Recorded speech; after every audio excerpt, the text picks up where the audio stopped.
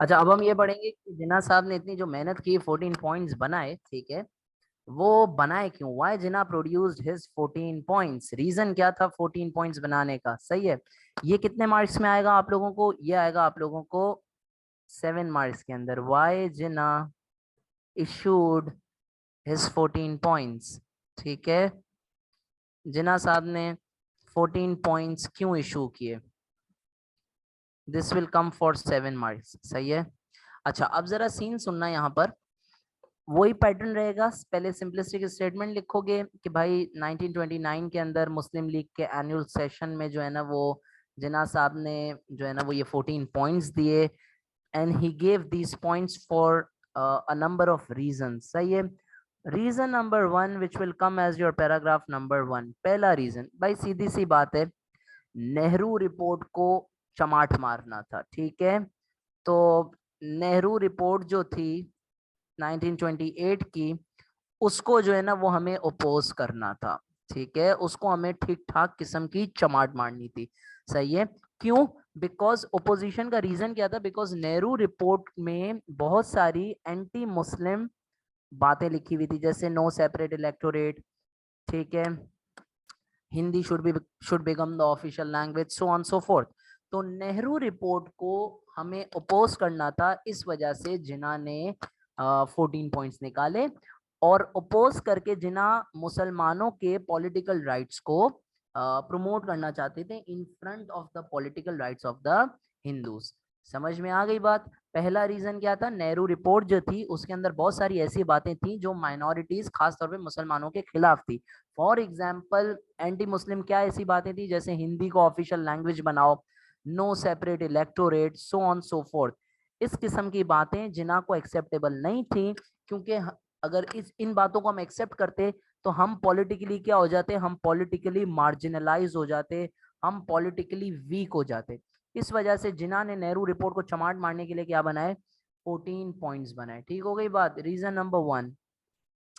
Reason number 2 जो आपका paragraph number 2 के तौर पे आएगा, भाई देखो, जिन्ना ने 14 पॉइंट्स निकाल कर सारी मुस्लिम्स को उस वक्त ये बताना चाहा कि भाई आप लोगों के भी पॉलिटिकल राइट्स हैं, जिनको क्लियर तरीके से ब्रिटिश के आगे प्रेजेंट करना बहुत जरूरी है।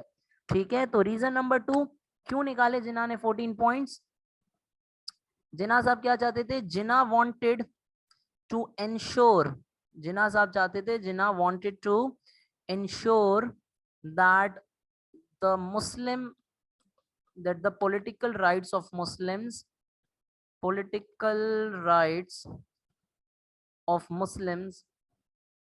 are preserved या are clear in front of the British। ठीक है, are clear in front of British।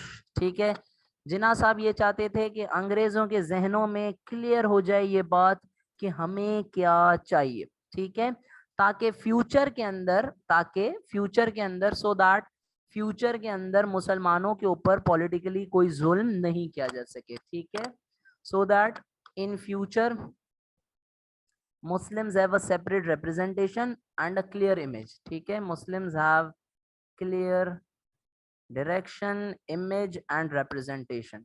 ठीक हो गई बात? ये रीजन नंबर 2 था। पहला रीजन क्या था? नेहरू रिपोर्ट को चमाट मारना था। दूसरा रीजन क्या था? जिन्ना साहब ये चाहते थे कि आज के बाद, यानी 1929 के बाद, कोई भी ये ना सोच पाए कि मुसलमानों के राइट्स दबा दिए जाएंगे। मुसलमानों के राइट्स ये हैं, और क्लियर कट बात जो है ना वो सामने होगी। मैं आपको इसकी एक एग्जांपल देता हूँ। देखो भाई, जब आप कहीं पर जाते हो, फॉर एग्जांपल अब अगर आप क्लासरूम में हो, आपको रूल्स नहीं पता अगर क्लासरूम के, तो आप उल्टी सीधी हरकतें करेंगे।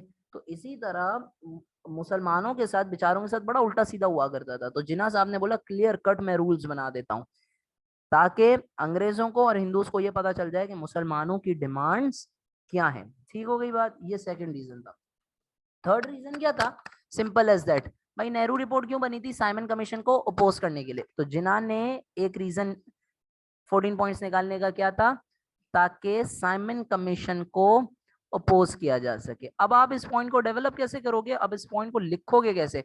आप लोग फौरन बोलोगे कि सर जिस तरीके से आपने यहाँ पर सिखाया हमें, ये रहा, व्हाई वाज नेहरू रिपोर्ट नहीं ये नहीं एक्चुअली।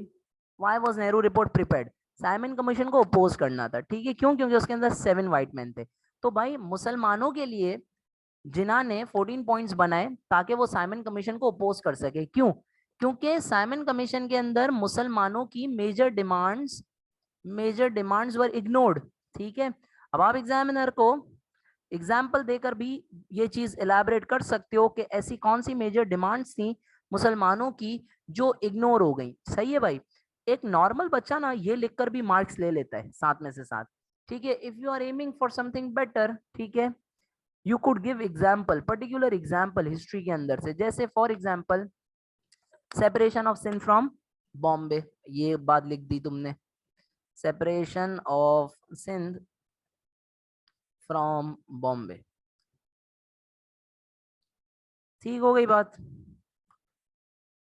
तो ये साइमन कमीशन को हमें अपोज करना था, ठीक है। साइमन कमीशन को हमें अपोज क्यों करना था? क्योंकि उसके अंदर मेजर मुस्लिम डिमांड्स फुलफिल नहीं की गई थी, such as separation of Sindh from Bombay, NWFP को प्रोविंशियल स्टेटस वाली बात, सो ऑन सो फोर्थ, ठीक है। आगे चलते हैं। आगे चलने से पहले इसी टॉपिक में जो एक और क्वेश्चन आप लोगों को पूछा जा सकता है वो ये पूछा जा सकता है कि बताएं ने ये जो सॉरी मेरे मुंह पे गांधी आ रहा है आजकल, जो जिन्ना साहब हैं इनके 14 पॉइंट्स की अहमियत क्या है, ये क्यों इंपॉर्टेंट है, ठीक है। This can also come for 7 marks. हम ये डिस्कस करते हैं कि गांधी साहब के इन पॉइंट्स